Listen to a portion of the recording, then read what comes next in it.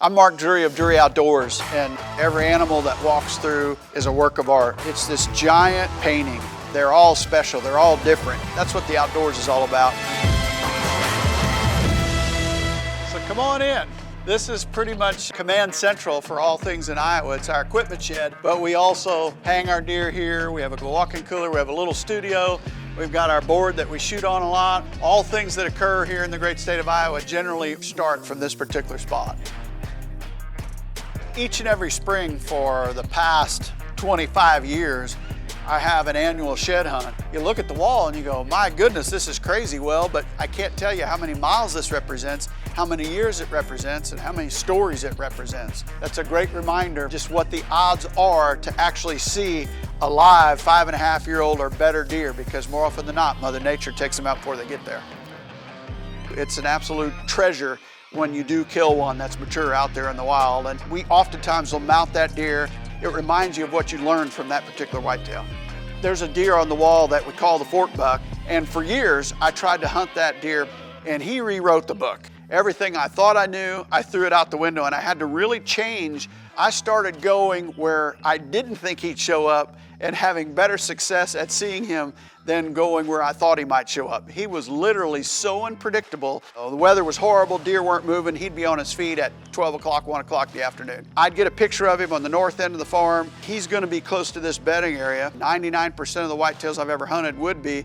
He'd show up a mile to the south later that afternoon. It is a miracle he lived to the age he did, that he moved so much, I can't believe other hunters didn't run into him or that we didn't run into him. It was a cold December evening, the first day after 2 gun seasons in Iowa, and we went back out with a bow, and he walks out at the most unlikely of spots, a place that I seldom got his picture through his entire life. He walks out and I get a shot at him at 23 yards. Just couldn't believe that it actually all came together. And maybe it was the dew factor, because I had hunted that deer so hard and so many times without ever seeing him.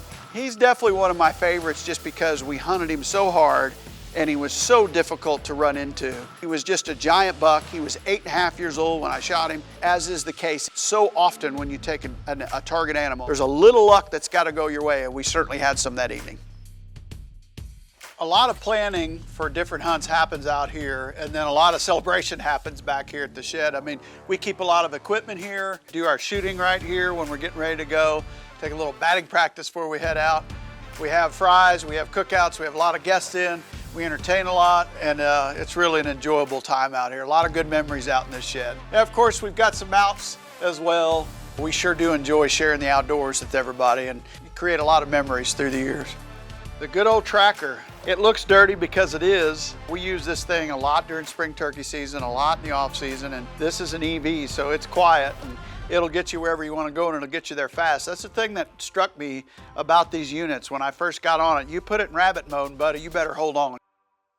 Oh, we're gonna go downstairs here and show you some memories through the years. I always wanted this to be kind of a lodge, man cave feel. We spend a lot of time down here. This is where everybody stays when they're here, and I can't tell you what this wall represents in terms of time spent trying to sit and run into a particular deer. We're lucky in the fact that we have a lot of time to hunt. We're certainly blessed when we finally run into one, but it's thousands and thousands of hours across our 35-year history represented in this short section of wall here. You know, there's a deer in Missouri that's my personal best in the state of Missouri. This deer that I had such a picture history with, but no intel outside of those pictures because I'd never seen him. This was a buck we called the 6x5. He had a typical 6x5 frame from the time he was 3.5, but I just could never run into this deer. He's very similar to the fork buck in that I hunted him hard and got lots of pictures, but boy was he tricky. He had a very large home range, probably over 2 miles that I could tell by my pictures, and he moved a lot at night. I didn't get a lot of daylight pictures of him his whole life. It's one of those deer that, you know, you get pictures of and you dream about, and then when you finally get that sighting and you go, man alive, that's what he looks like.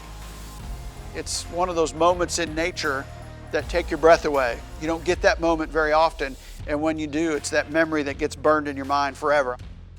They're slaves to their stomach, particularly at an older age, and we had a very abnormally cold late October that year, and those cold temperatures put him on a giant soybean field of all places to finally run into him. Luckily, he came within 25 yards. Wade and I were sitting there together, and I was able to make a good shot and watched him fall down and literally couldn't believe it. I'll never forget that deer and the lessons he taught us. And I believe he was 8.5 or 9.5 when I shot him. Grossed 191. They're ultimately the greatest teacher. The fork buck in Iowa, the 6x5 in Missouri, two just colossal animals that were almost impossible to kill. And both were, I think, miracles walking because they both reached very old ages. Perhaps the do factor came into play with both of them because we finally got a shot. It certainly never gets old. We're lucky, I think, in the fact that we always get to share these moments with someone because we've got a camera guy there, whether we're behind the camera or in front of it, you're sharing that moment, you get to celebrate, you get the highs, the lows, and everything in between. The wildest stories never end.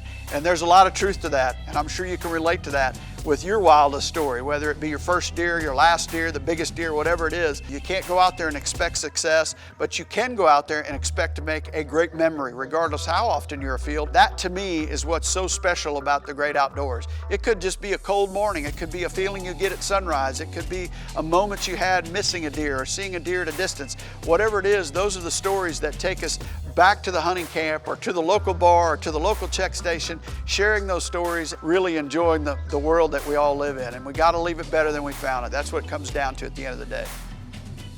They're all works of art and they're all different. And I think that's the thing that keeps you coming back, right? Otherwise, you'd kill one deer and you'd be done. And nobody's in that category that I know of. You can't wait for the next one, and you can't wait for that next work of art to walk through.